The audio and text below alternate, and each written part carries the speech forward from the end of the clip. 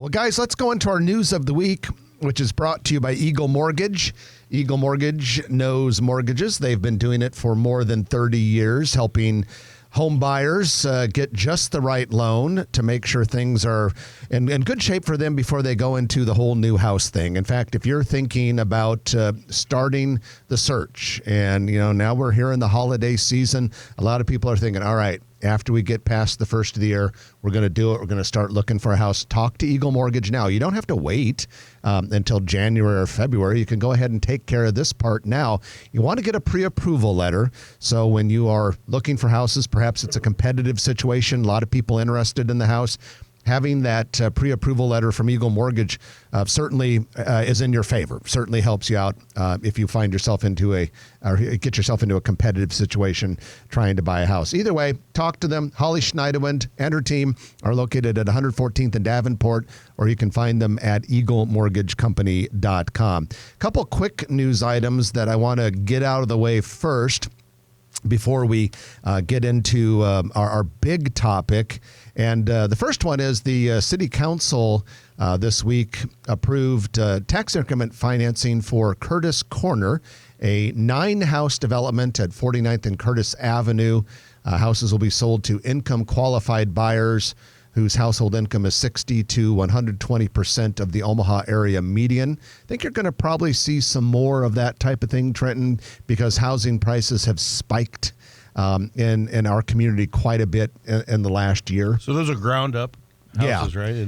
Ground up. And so in the grand scheme of things, not a huge project, 9 houses, but I think it's significant in that I think you're going to see more of a move towards some of those affordable projects because houses have become so expensive relatively in the Omaha area over the last 2 years. I'm a big fan of the Dotzler family, Josh Dotzler, who's been on this show, and the Abide Foundation in North Omaha, and they've done a lot to put in new houses, rehab old houses, and really clean up whole neighborhoods and make it a community. And when you know your neighbors and you function you function well with your neighbors, everyone wins. Lockbox Storage has completed a 95,000 square foot self-storage facility at 192nd and Blondo. They have both climate and non-climate drive-up units, fully fenced, full-time employees on site. So that's a nice addition to that area. And then McGregor Interests, a related company, also completed construction right on that same spot or that same area on a 30,000 square foot multi-tenant building. D1 Sports Training and Chips Performance Baseball Training are now open and operating. Trek Engineering should open in that building in about 30 days. I drove by there. It's quite a facility. They do a good job. All right, Trenton and Craig, the big story we have this week, and it was the big story in the Gromaha newsletter, is the streetcar. And we've got some new details, if you will. Mayor Stothert released many pages of renderings and designs, and a couple of the changes or things that stood out. Number one, the design process is now more than 30% complete. There will be 16 stations along the planned streetcar route. The 3 streetcar stations that will be along Farnham and the Blackstone district are going to actually be in the median of the road instead of the side to make it a little bit more efficient. In fact, anytime now there are going to be future boarding zone signs that are going to be popping up where the stations will be located with QR codes on them so people can learn more about the future stops. The western terminus, instead of 42nd and Farnham Street, is going to be at 39th and Farnham.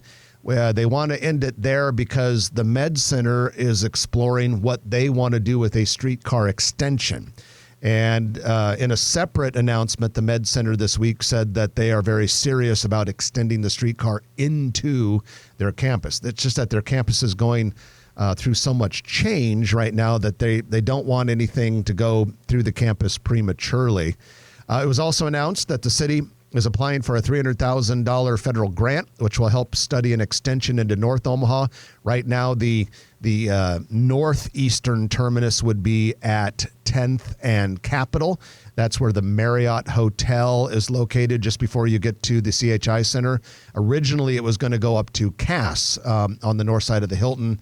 and so they're going to stop it at Capitol for now, but they're exploring possibilities for extensions. Another interesting thing that jumped out about it is that both the I do that again. Farnham and Harney, those two streets together, I call them Farney. So the Farney bridges are over Interstate 80 are going to be replaced as part of this project. So big movement. Everything's full speed ahead, but a lot still has to happen before it opens in 2026. So I have to ask you guys. Craig, you're not on. There you go. Now you're on. I have to ask you guys. This has been the streetcar has been talked about for many years. 25 years probably. Is that what it is? Okay. And Yeah, time flies when you're Hal having Dobb. fun. I was going to say 15. Hal Dobb was a big champion. Hal Dobb pushed it in the 90s. Yeah, I started with Hal, and he was always a great visionary. And there's millions of dollars being poured into this, and I hear a lot of negativity towards the streetcar. You guys, you're close to the situation. What is this really going to do for Omaha? Well, I'll take the first stab, and it's interesting that you bring the negativity angle up because I noticed we had a streetcar-related post on the Gromaha Facebook page this week, and I was impressed with the level of negativity that we saw on some of that. But yeah, I look at the streetcar as very similar to the Quest Center. Back in 2000, I worked on the bond campaign committee to make the Quest Center possible, now CHI Health Center Omaha. And there was a lot of thought about, this will be a white elephant. We can't afford it. It'll fall back on the taxpayers. And it turned out great. And now you couldn't imagine Omaha without it. 20 years after it's been open. And I think this is very similar because it's a public, major public investment that has a high likelihood of creating wealth. And when you look at the streetcar system in Kansas City, which I think is the best role model for ours, the amount of real estate development that has occurred within 3 blocks of that streetcar system has been absolutely tremendous. It's been so successful that are now more than doubling the length of the route. And what's nice about ours is that our initial route has better connectivity now than Kansas City's did when they built it. It connects the Med Center, Blackstone District, Midtown Crossing, downtown Old Market, Capital District, and the beginning of North Downtown. So my prediction is you will see tremendous amounts of investment. That we already know that many of the real estate developers who have within the last year or two made commitments along the route have said the streetcar was a beneficial factor, kind of like a boost in their decision to build there. And I don't think you've seen anything yet. And then I love the financing method by using some of the portions of the TIF money for those future projects. You create a very high likelihood that the taxpayers won't really pay for any of it. Jeff covered it well, and also it's free for the ridership. Yeah. And I think that's important. If you've gone to Washington, D.C. with your family and you go to all the major museums, they're free. And when you have amenities and you make it easy for people, they take care of things and they use them. The Riverfront Park, $400 million investment. And I said $300 million, Jeff, to Brinker Harding the other day. And he said, no, it's $400 million. I said, does that include the Kiewit Luminarium? He says, nope. He says they've spent $400 million. So not that we brag in Omaha about how much we spend, but when you look at the fruits of everybody's labor and donations and commitment, I think you can tell that it's worth it. Craig, I think, too, another issue that I hear, because, for instance, the three of us, we all live West Omaha, West area, or your Gretna in your case. Yep. And sometimes people say, well, I'm never going to go down and use it. I never go east of Interstate 680. And a lot of people think, what good does it do for me? And to those folks, I will always say a couple things. Number one, the stronger the core of the central city is, the better it is for everyone. Because sometimes people will say, well, how does that help Papillion? We're all part of the same metropolitan area. And so the more activity we can have in the urban core that generates sales tax revenue, that pull in people who create a good economy and vibrancy, the more people you have living good lives, the less crime you will have in an urban core, and the healthier it makes the whole entire city.